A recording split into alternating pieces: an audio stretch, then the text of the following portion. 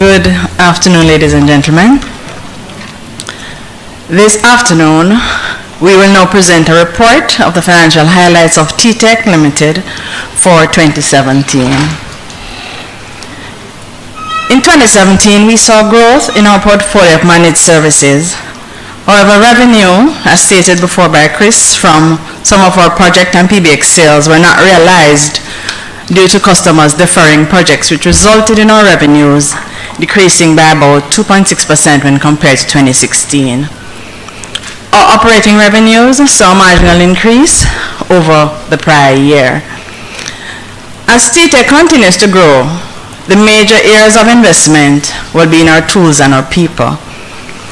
This was in response to the increased demand for our managed services and saw a growth in our talent pool by over 10% to support our service delivery and increase our efficiency.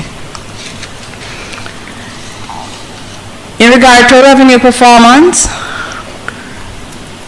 our services consist of both our service contracts and our projects. Due to the mixed nature of this business offering of our managed services and projects, we will see bumps in our revenue over time, as reflected here.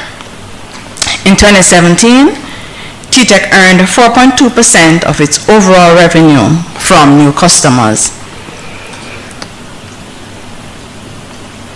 Regarding our net profit performance, the net profit attributable to shareholders was $18.6 million in 2017, while our earnings per share was 18 cents. Regarding our other income gains and losses, which impacted our performance at the end of the 2017, this was impacted negatively by the revaluation of the dollar and also reduced rates on investments instruments, and this combination affected our overall performance.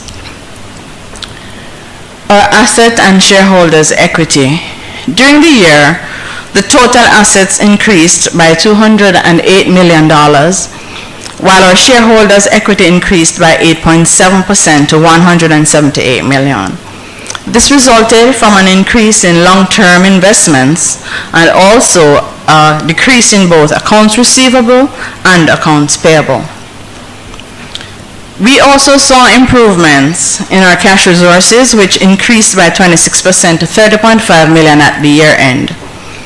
tTech has no long-term debt. The low leverage reflects the company's business model of providing services which negate costly fixed expenditure or tying up our capital in inventories. In regard to our receivables, IFRS requires us to make a provision for items older than 90 days. Management is monitoring the portfolio, and we have no disputes regarding the amounts. Of the amounts over 90 days at year end, we have collected $2.9 million of these amounts to date. We continue to collect and maintain dialogue with our customers regarding these balances. Investments have also increased from the cash generated from our operations. Regarding our revenue and net profit of Q1 2017 versus Q1 2018, as referenced by Chris earlier, our revenue is up over the corresponding period, also our net profit. Regarding our movement in share price, the interest in the company continues to be high, while demand for our shares continues to impact our base in growth of shareholders. We have seen where our shareholders at 31st March 2017 was 478, and as at that same period, 31st March 2018, we are now at 582 shareholders.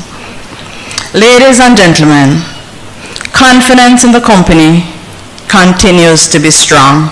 Our balance sheet remains strong.